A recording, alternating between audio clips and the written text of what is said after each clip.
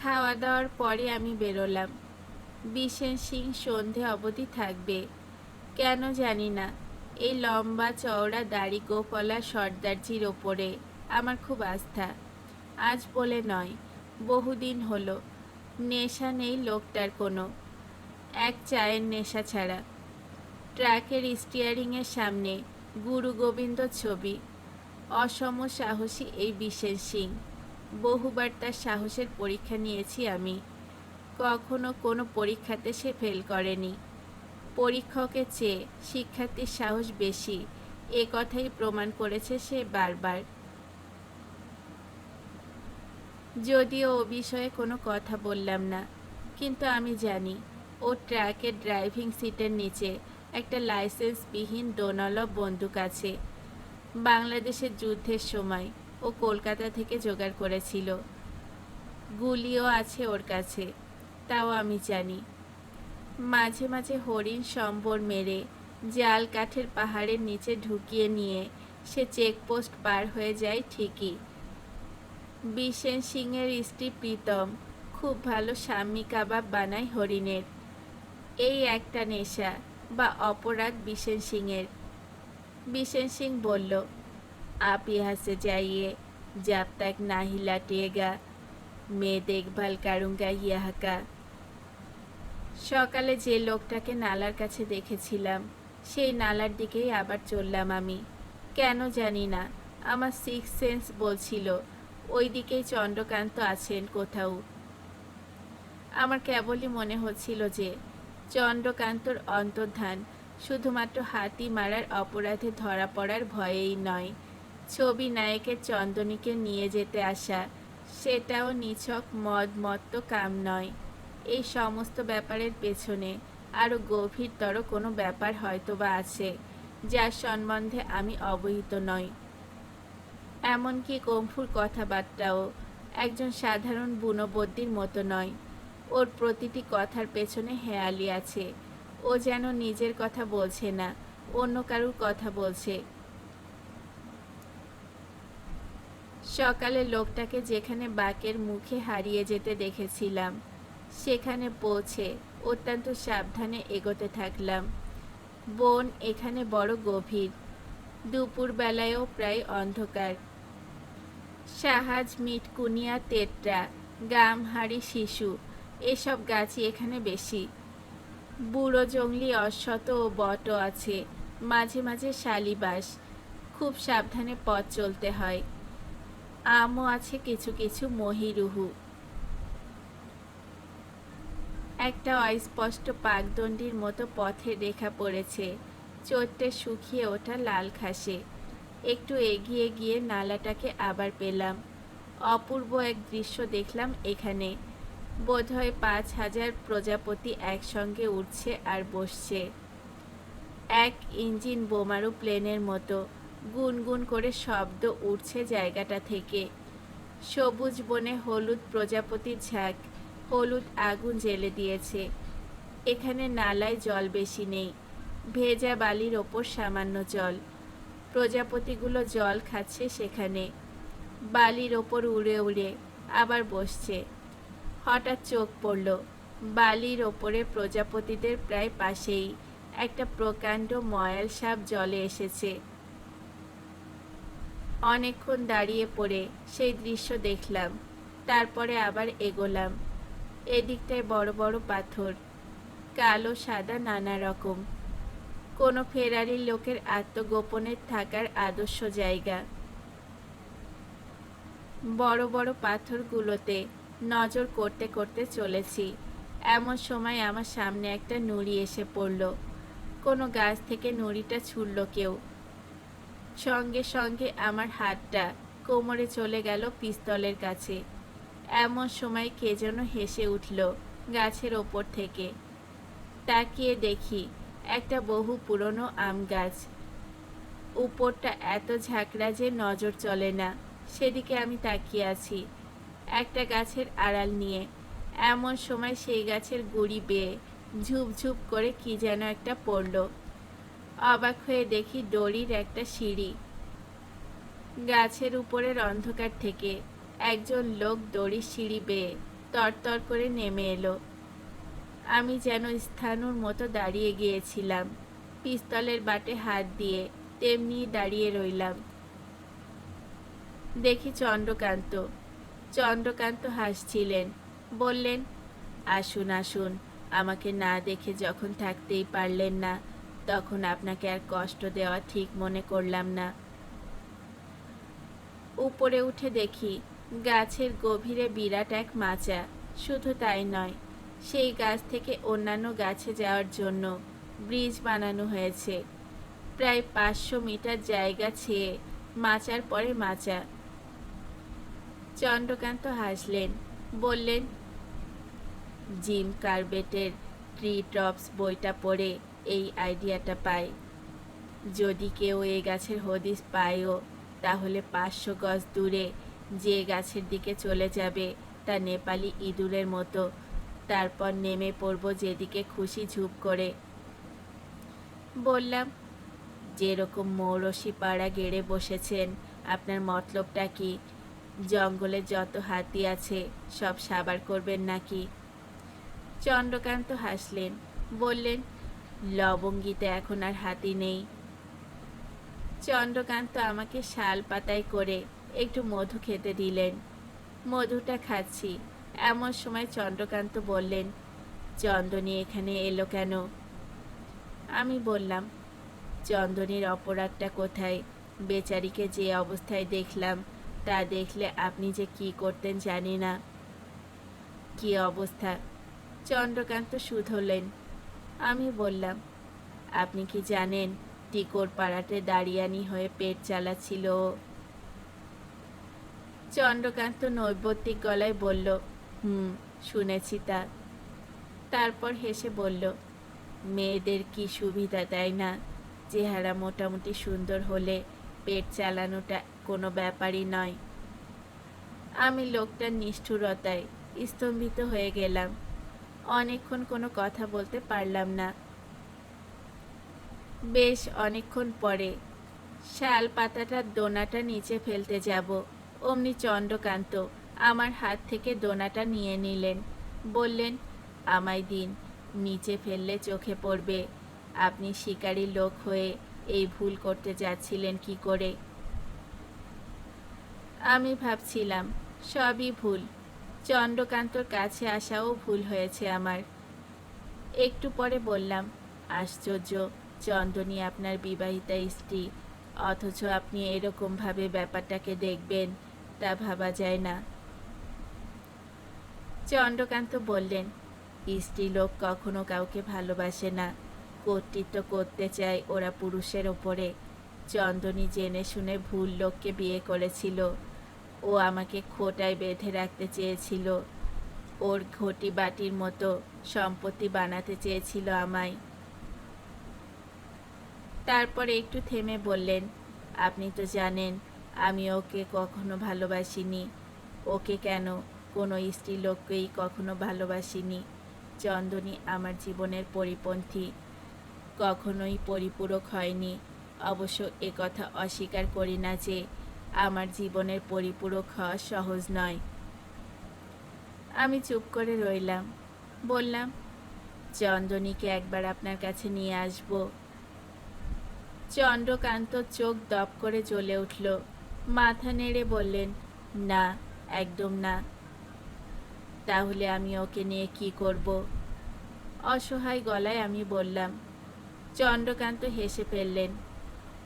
বললেন, যুগ যুগ ধরে পুরুষরা মেয়েদের নিয়ে যা করছে তাই করুন। আপনি তো আবার নরম মনের লোক।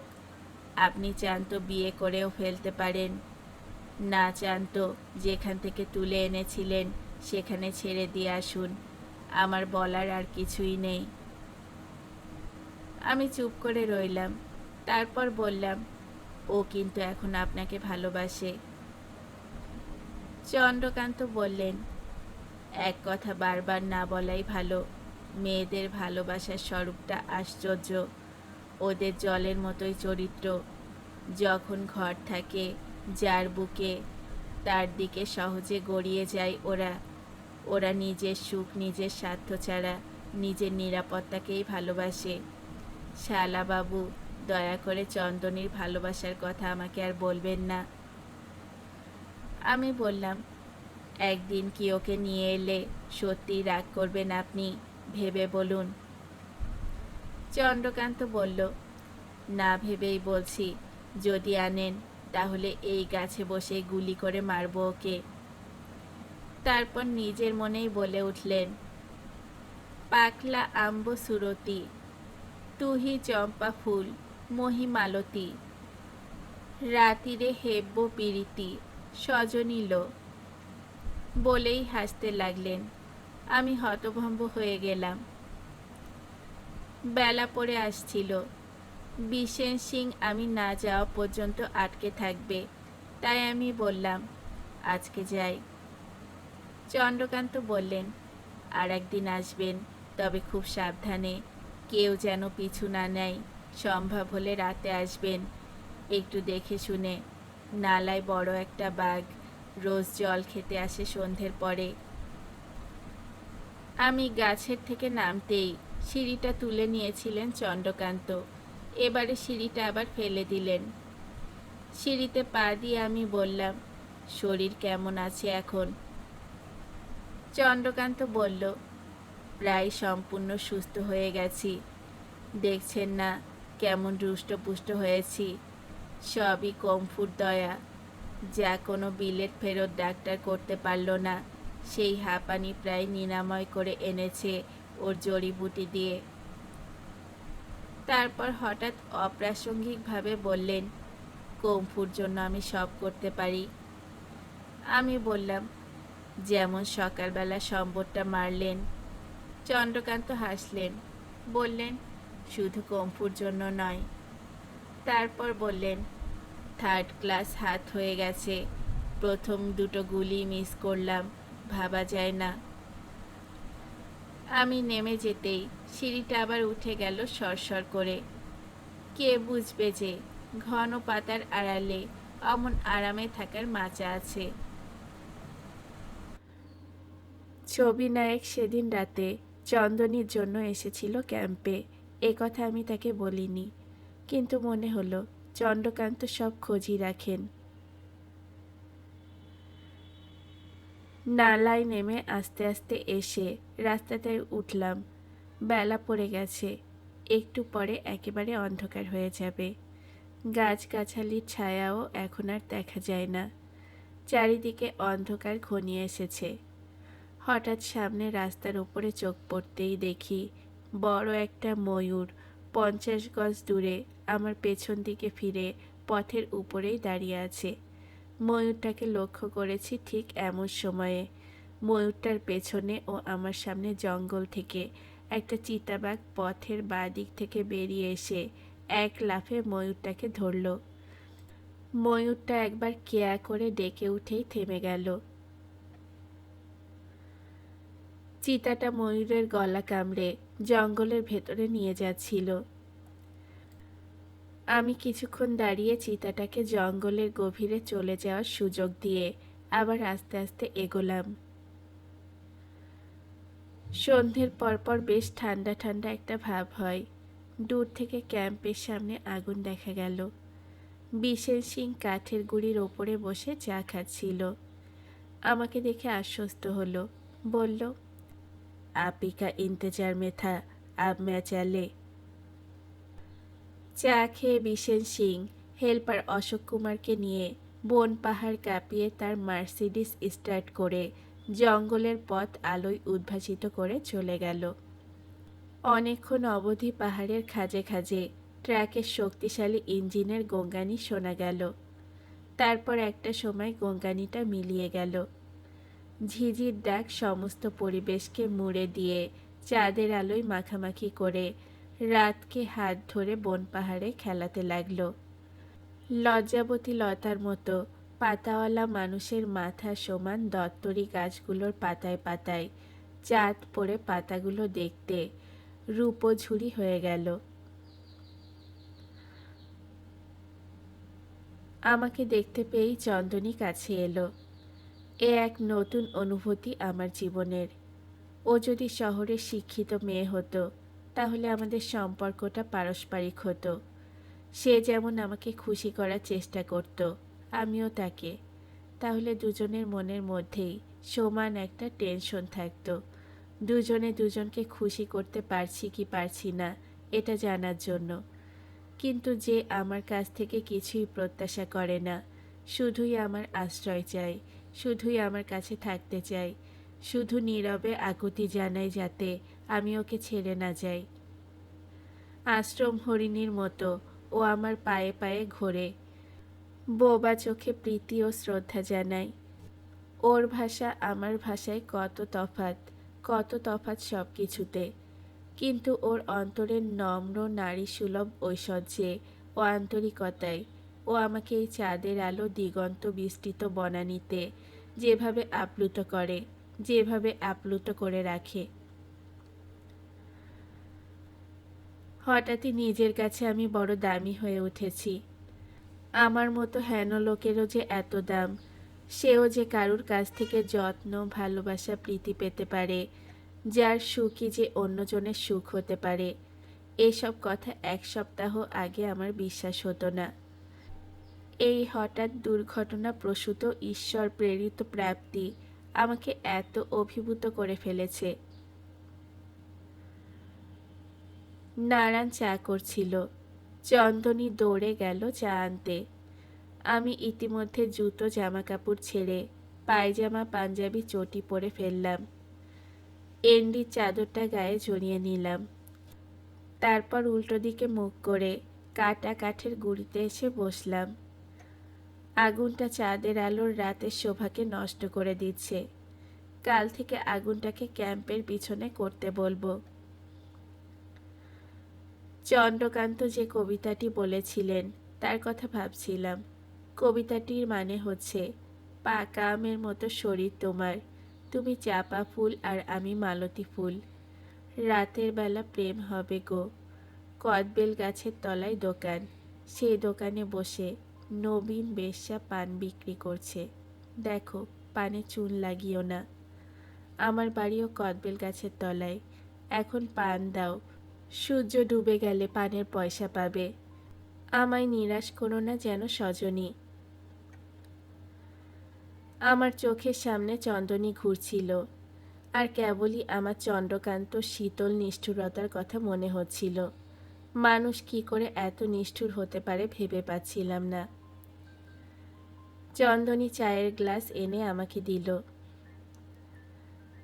আজও বিশেষ করে সেজেছে, পরিষ্কার সাদা শাড়ি পরেছে একটা, মাথায় মই ফুল গুজেছে সাদা। ওর কালো রঙে সাদা শাড়ি ও সাদা ফুল চাঁদের আলোয় ভারী ভালো দেখাচ্ছে। চন্দনী আমার পাশে দাঁড়িয়েছিল, আমার চা খাওয়া দেখছিল। কোমরের সামনে এক হাতে অন্য হাত ধরে দাঁড়াবার ভঙ্গিটি ওদের এত মিষ্টি। চা খাওয়া হয়ে গেলে গ্লাসটা হাতে নিয়ে ফিসফিস করে চন্দনী বলল, খোঁজ পেলে? প্রায় সত্যি কথা বলে ফেলেছিলাম। কোনো ক্রমে সামলে নিয়ে বললাম, না, বোধহয় ওই জঙ্গল ছেড়ে চলে গেছে। চলে গেছে? এই প্রশ্নের মধ্যে সে খুশি ছিল না অখুশি তা বুঝলাম না। ওকে উদাসীন দেখলাম। আমি বললাম, কি করে বলবো, ওই জঙ্গলে তো হদিস পাওয়া যাচ্ছে না, দেখি আরো কদিন। দেখে লাভ কি? ও বলল। তারপর বলল, লাভ নেই কোনো, চলো আমরা এখান থেকে চলে যাই। কোথায়? আমি বললাম। ও হাসল, বলল, তুমি যেখানে যাবে, যেখানে তোমার খুশি। আমি কথা ঘুরিয়ে বললাম, কম্ফু ফেরেনি এখনো। চন্দনী একটুক্ষণ চুপ করে রইল, জবাব দিল না। তারপর বলল, না, এখনো নাকি সম্বরটার মাংস ভাগ বাটোয়ারা শেষ হয়নি। কত দূর থেকে যে লোকে মাংস নিতে এসেছে কি বলবো। নারান্দা গল্প করছিল। তারপরই বলল, আচ্ছা, ছবি নায়ক যদি বনবাবুদের খবর দেয় কি হবে? আমি বললাম, অনেক কিছুই হতে পারে। এমন সময় কম্ফু ফিরল, জামা কাপড় রক্তে মাখা। বলল, লোকগুলো একেবারে রক্তখিয়া, মাংস মাংস করে কি কাড়াকাড়ি। বলেই চান করতে চলে গেল নালায়।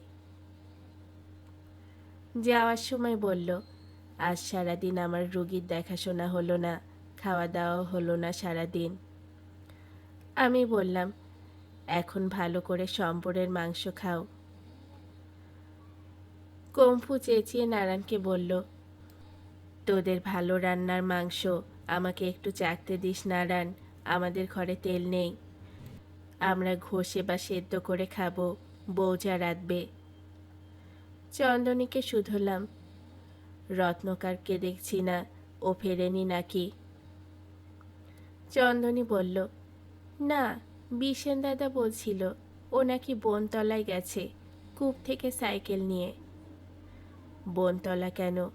চন্দনী বলল, তা তো জানি না।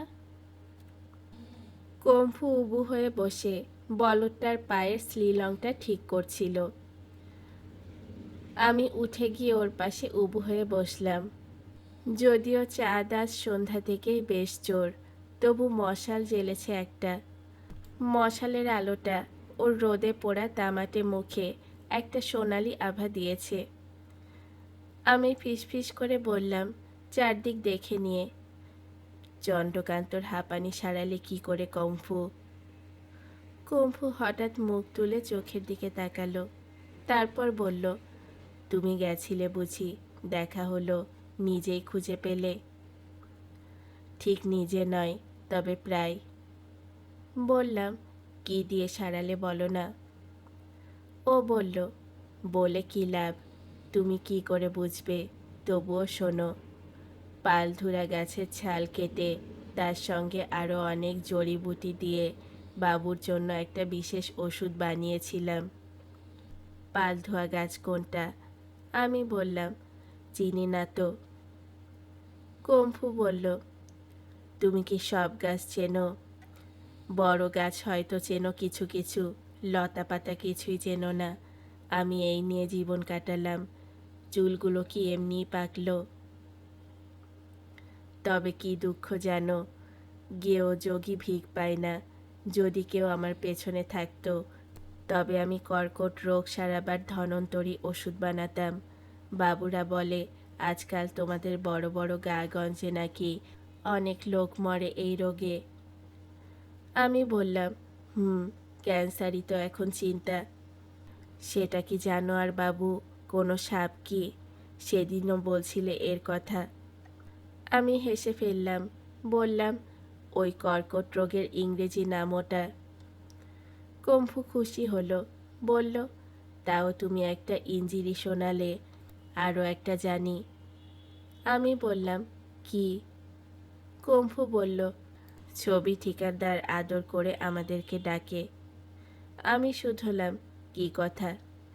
কম্ফু গর্বিত গলায় বলল, বাস্টার্ড। তারপরই বলল, এ কথার মানে কি গো বাবু? আমি বললাম, সে থাক গে, পাম্পুয়া গাছের কথা বলো। ও বলল, সাদা সাদা দেখতে গাছগুলো, গোল গোল পাতা হয়, এ জঙ্গলে অনেক আছে, লক্ষ্য করে দেখলে দেখতে পাবে। তারপর আবার বলল, আচ্ছা, আমি তোমাকে চিনিয়ে দেব। আমি বললাম, তা চেনাবে, কিন্তু সেই লোকটাকে কে চেনাবে? কোন লোকটাকে? কম্ফু অবাক হওয়ার মতো ভান করল। আমি বললাম, যে লোকটা তোমাকে সম্বরটা মেরে দিয়ে গেল, কোন দয়ালু লোক সে? কম্ফু সাবধান হয়ে গেল, চারিদিকে তাকিয়ে দেখল, বলল, আমার মন ভালো নেই। কেন? আমি বললাম, রত্নাকর আজ সকাল থেকে উধাও, সাইকেল নিয়ে গেছে। ড্রাইভার সাহেব বলছিল 500 টাকা নাকি পুরস্কার দেবে সরকারে। আমি বললাম, হ্যাঁ, আমিও শুনেছি, তাতে রত্নাকরের কি? কম্ফু বলল, কিছু না, ছেলেটা এই বয়সে আমাদের থেকে অনেক বড় লোক হয়ে গেছে তো তাই, তাও বড়ই লোভী। তারপর বলল, আমার কাছে শরীরের সব অসুখের ওষুধ আছে, কিন্তু মনের অসুখের নেই। আমার বড় ভয় হয়, তুমি ওকে চন্দ্রবাবুর কথা বলো না, চন্দনীকেও বলো না। চন্দনীকে কেন নয়? আমি শুধলাম। কম্পু বলল, চন্দ্রবাবু ওকে মন থেকে মুছে ফেলেছে, মিছিমিছি মেয়েটাকে এর মধ্যে জড়ানো কেন?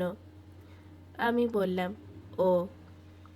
তারপর বললাম, তুমি আমার কথাটা কিন্তু এড়িয়ে গেলে। কম্পু হাসল, বলল, চন্দ্রবাবুকে পুরোপুরি সারিয়েছি 6 মাসে, কোনো কিছুই তো নেইনি বদলে। চন্দ্রবাবুর কিছু ঋণ জমেছে আমার কাছে, ঋণটা শুধতে দাও, তাকেই শুধতে দাও। আমি কিছুক্ষণ চুপ করে থাকলাম, এরপর বললাম, বেশ, তাহলে চন্দ্রকান্তই সম্বরটা মেরেছিল বলো? তা তো বটেই, তবে ছবি নায়ককেও মারতে চাই চন্দ্রবাবু আমার জন্যে, কিন্তু ছবি নায়কের সঙ্গে আমার হিসাব নিকাশ, এর মধ্যে আমি কাউকে জড়াতে চাই না। আমি বললাম, তোমার এত রাগ কেন? কম্পু অনেকক্ষণ আমার মুখের দিকে তাকিয়ে থাকলো, তারপর বলল, কেন তা বলবো না। কেন বলবে না কেন? কম্পু বলল, রাগ জেদ এসব হচ্ছে কর্পূরের মতো, এগুলোকে মনের মধ্যে কৌটোবন্দি করে না রেখে তুমি যদি বলে ফেলো কারো কাছে, তাহলে এরা উবে যায়। কম্পু তারপর লতা দিয়ে বাঁশের টুকরোটা বাঁধতে বাঁধতে বলল, তোমার ওই ভালোবাসার তামাক একটু দাও তো আমাকে। আমি পকেট থেকে টোবাকো পাউচ বের করে ওকে টোবাকো দিলাম। কম্পু বাঁশটা ছেড়ে খৈনির মতো 2 হাতে তেলই মেরে নিজের জিভের নিচে দিল, বলল, বাটা ভারী ভালো। তারপর বলল, আমার সঙ্গেই তোমার দেখা হয়নি আগে, বলটা বড় দেরি করে ঠ্যাং ভাঙল।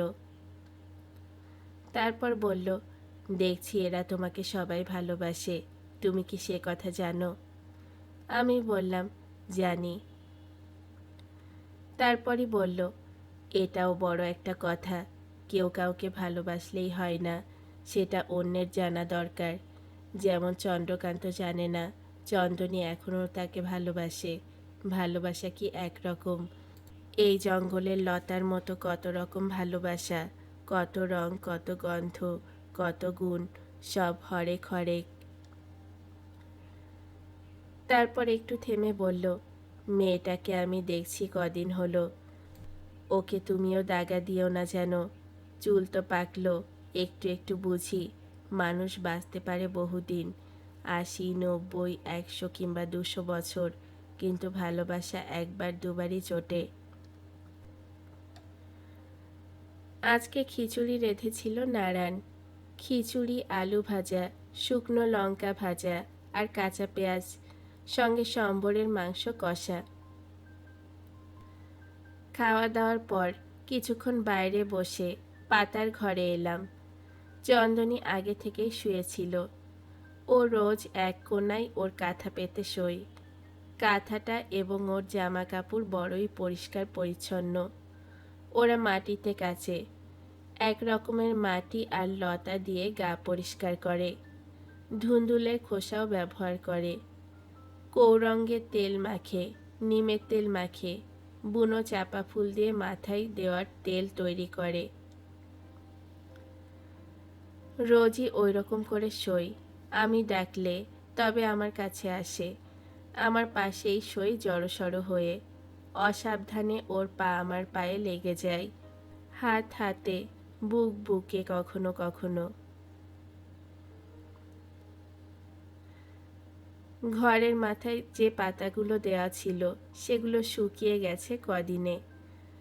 পাশের পাতাগুলো, ঘরময় শুকনো পাতার ফোঁক ফোঁক দিয়ে পরিষ্কার জ্যোৎস্না এসে পড়ছে। একটা কুম্ভুটরা পাখি নালার পাশ দিয়ে ডেকে চলেছে, ডাব ডাব ডাব ডাব। কতগুলো টিটি পাখি পাহাড়ের উপরের মালভূমি থেকে ডাকছে। চিতল হরিণের ঝাঁক জ্যোৎস্নার বনে চিতার তাড়া খেয়ে শারদের ঝালার মতো লাফ মেরে মেরে উঠছে, ঢাউ ঢাউ ঢাউ ঢাউ করে। নালাতে জল বয়ে যাওয়ার শব্দ ভেসে আসছে, পাথরের ওপরে কুলকুল শব্দ করে। একটা কুটুরে ব্যাঙ নালার পাশে পাথরের আড়াল থেকে কোয়া কোয়া করে অদ্ভুত স্বরে ডাকল। চন্দনী আমার দিকে পেছন ফিরে শুয়ে আছে। ওর সরু কোমরে চাঁদের আলো এসে পড়েছে। ও ওই দিকে মুখ করেই ফিসফিস করে বলল, বৃষ্টি হবে। আমি বললাম, পাগল নাকি, এখন ফুটফুটে জ্যোৎস্না, আর 2-3 দিন বাদেই দোল, বৃষ্টি হবে কি?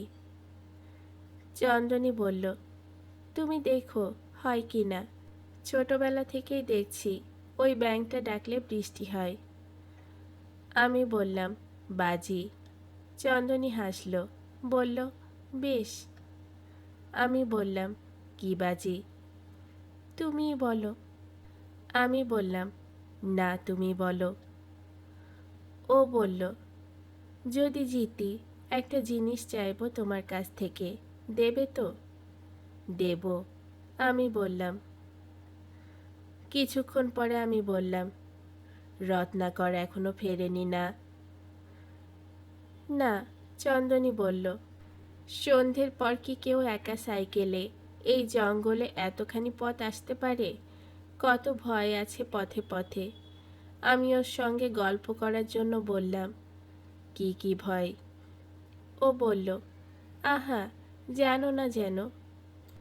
বললাম, সব কি জানি, যেমন এই ব্যাঙ ডাকলে চাঁদনি রাতেও যে বৃষ্টি হয় তা জানতাম না।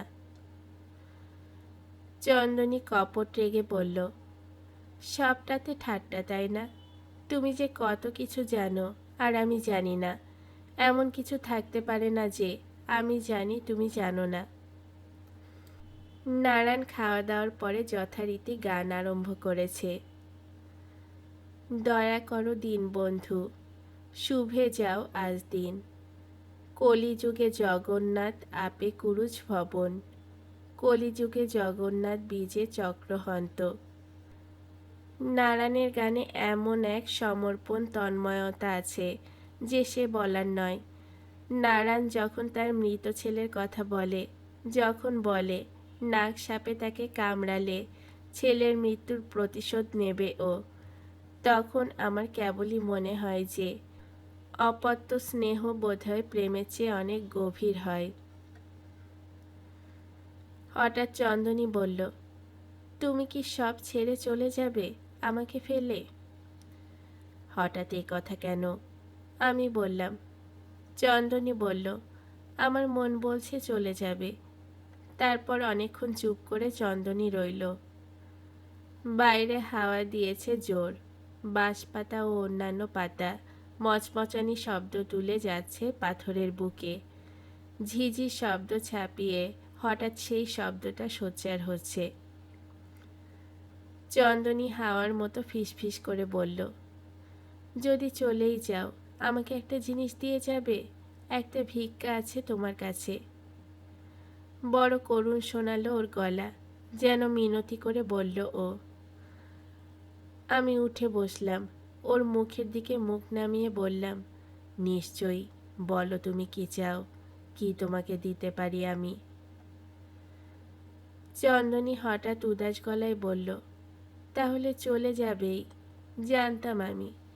অনেকক্ষণ কোনো কথা বলল না ও। বাইরের ব্যাঙ আবার ডাকল, কোয়া কোয়া কোয়া। বাঁশবনে হাওয়া কটকটি আওয়াজ তুলল। ঝিঝির একটানা ডাকের পটভূমিতে হঠাৎ করে বলল, ঠিক আছে, যদি চলে যাও তবুও দিয়ে যাবে। কি চন্দনী, তুমি কি চাও? চন্দনী এক মুহূর্ত দ্বিধা করল না, তারপর বলল, না, এখন নয়, পরে বলবো, বাজি জিতি আগে। আমি বললাম, এক্ষুনি বলো না। চন্দনী বলল, বললাম না যে পরে বলবো। কিছুক্ষণ চুপচাপ শুয়ে রইলাম। বাইরে চাঁদের আলো উঠেছে, এমন রাতে ঘুম আসে না। শুয়ে শুয়ে ভাবছিলাম আমার ভাগ্য আমাকে কোথায় টেনে নিয়ে এলো। চন্দনীর পাশে আজ যার শুয়ে থাকার কথা, যার কথা তাকে রক্ষণাবেক্ষণ করার, সেই লোকটা এখন বনের ওই ঘরটার মাচার মধ্যে শুয়ে আছে, নাকি পাহাড়ে পাহাড়ে ঘুরে বেড়াচ্ছে। চন্দনী যেভাবে আমার জীবনে এসে পড়ল, আমার ভারী ভয় করছে যে এবার বুঝি ফেরা হলো না আর শহরে। খুব কি খারাপ হবে এই জীবন? সৌমেন বাবুকে বললেই একটা ক্যাম্পের ম্যানেজারি চাকরি জুটে যাবে, অথবা অন্য কোনোখানে সহজেই থাকা যাবে। এই জীবনে চাহিদা নেই কোনো, তাই প্রয়োজনও কম। অল্পতেই চলে যায়। সিনেমা নেই, থিয়েটার নেই, অতিথি আসে না। সামাজিক দায় দায়িত্ব বলতে শহরে যা যা বুঝি তার কিছুই নেই। Electric bill, telephone bill, tram, bus বা মিনি বাস, ট্যাক্সির খরচও নেই, এমনকি খবরের কাগজও নেই। কি শান্তি! সকালে উঠেই পরম অনিচ্ছা সত্ত্বেও জানতে হবে না আলজেরিয়ার কি হয়েছে, কার্টার বা পদগর্ণী কি বলছেন। পড়তে হবে না প্রধানমন্ত্রীর বাণী, বিরোধী পক্ষের চর্বিত চর্বণ ত্রস্ত। কাগজে আমরা যা দেখি, যা পড়ি, যা নিয়ে ভাবি, চিন্তা করি, তার সঙ্গে দেশের মোট জনসংখ্যার ৯৯ ভাগেরই কোনো সম্পর্ক নেই। সেই ১ ভাগের সঙ্গে সমস্ত আত্মীয়তা ছিন্ন করে না হয় ৯৯ ভাগের ১ ভাগ হয়ে গিয়ে বাকি জীবনটা এদের সুখ দুঃখ, আশা আকাঙ্ক্ষা, সফলতা ব্যর্থতার মধ্যেই কাটায় না কেন? তার চেয়ে এই চাঁদোরা বনের গভীরে আমার বংশধরের বীজ প্রেরিত করি, চন্দনী নিম কৌরাঙ্গের গন্ধ মাখা স্নিগ্ধ শরীরে, তার সহজ আন্তরিক অন্তরে আমার অন্তর ধন্য হোক। তারপর ধুলোর মধ্যে, রোদের মধ্যে, জলের মধ্যে, শীতের মধ্যে আমার উলঙ্গ সন্তান বেড়ে উঠুক জঙ্গলের গন্ধ গায়ে মেখে, গরুর গায়ের মিষ্টি গন্ধ আর ফুলের গন্ধে মাখামাখি হয়ে। সে শক্ত হোক, সে মাটিতে অর্গন পাতার বিছানায় জন্মাক, মাটির রসে আর তার যুবতী মায়ের নিটোল স্তনের নির্ভেজাল দুধ খেয়ে বড় হয়ে উঠুক। দেশজ হোক সে, সম্পূর্ণ ভারতীয় হোক।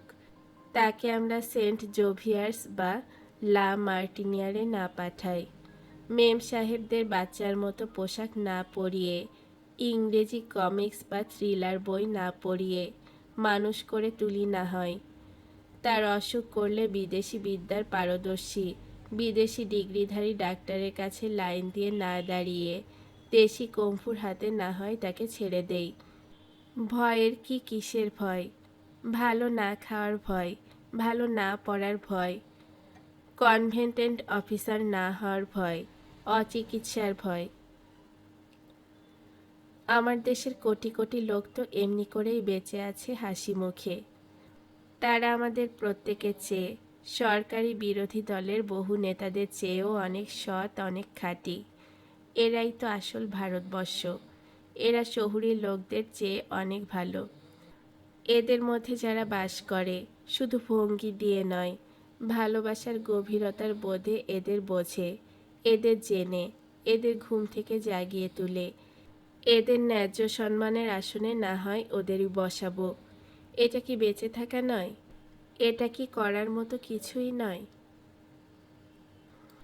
আমার বড় সাহেবেরা কাজে বোম্বে গিয়ে 5 স্টার হোটেলে থেকে ডিনার লাঞ্চ খেয়ে ইংরেজি তুবড়ি ছুটিয়ে কিছু কিছু চাটুকারিতা করে, কিছু ঘুষ দিয়ে কাজ জোগাড় করে এনে পিঠ চাপড়ানি পাবার চেয়ে চন্দনীর পরম শান্ত সমর্পণী চোখের ভালোবাসা, নারায়ণের নির্ভরতা, কম্ফুর বন্ধুত্বের দাম কি এতই কম? একটা ফ্রিজ বা টিভি দিয়ে কি মনের শান্তি কেনা যায়? পারবো কিনতে? তার চেয়ে এই অভাবের জীবন অনেক ভালো। অনেক কিছুই নেই এখানে, কিন্তু শান্তি আছে, নিবিড় নির্লিপ্ত শান্তি। কিছুতেই ঘুম আসছিল না। উঠে বসলাম আমি। চন্দনী পাশ ফিরে বলল, আমি কি তোমার বোঝা হলাম? আমি হাসলাম। ওর খোঁপায় মৃদু চাপড় মেরে বললাম, না পাগলি না। চন্দনীকে যেন বিছে কামড়ালো। ও বলল, তুমি কখনো আমাকে পাগলি বলবে না। কেন? আমি অবাক হয়ে শুধলাম। চন্দনী বলল, চন্দ্রকান্ত আমাকে পাগলি বলতো, তুমি বলবে না। আমি হেসে ফেললাম। আচ্ছা, তাই হবে।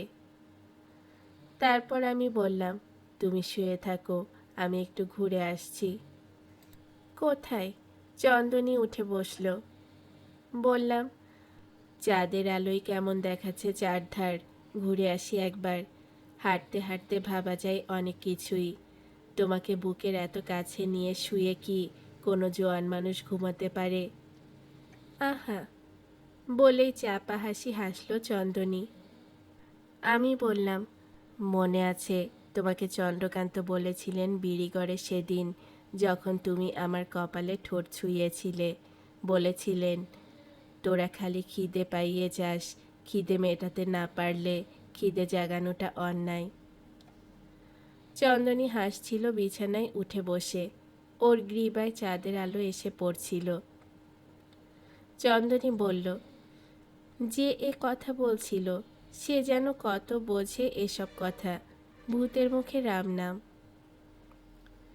আমি গম্ভীর হয়ে বললাম, দেখো চন্দনী, সে তো ভূত না হয়েও ভগবান হতে পারে। চন্দ্রকান্ত আমার তোমার বোঝাবুঝির বাইরে। তোমার সঙ্গে সে খারাপ ব্যবহার করেছে সন্দেহ নেই, কিন্তু সেটা তার চরিত্রের দিক মাত্র। সে তোমার আমার মতো সাধারণ মানুষ নয় চন্দনী। তুমি যে তার কাছে কিছুদিন ছিলে, এই জানাটাই তোমার গর্বের হবে দেখো। চন্দনী রেগে বলল, হলে হবে, কিন্তু তোমাকে তো আমি বলেছি তুমি ওর কথা একবারও তুলবে না। যাকে মন থেকে মুছে ফেলেছি, যে পথে হেঁটে এসেছি, সেদিকে পিছন ফিরে চাইব না আমি একবারও।